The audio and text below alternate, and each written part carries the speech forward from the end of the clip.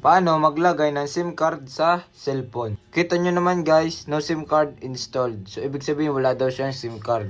So gamit lang kayo ng ganito. Ayan yung mga free sa cellphone kapag ka bumibili. Itong pansundot na to, pinakampin niya. So hanapin nyo lang itong pagsusuotan nito. Dito na kalimitan na dito siya sa may tabi lang dito o kaya dito sa kabilang side. Then suot nyo na to.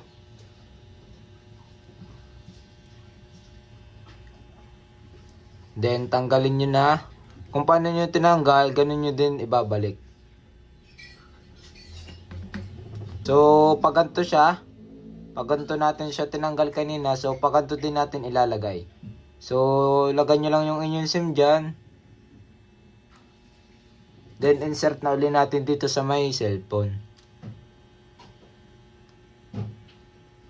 Tulak nyo lang to.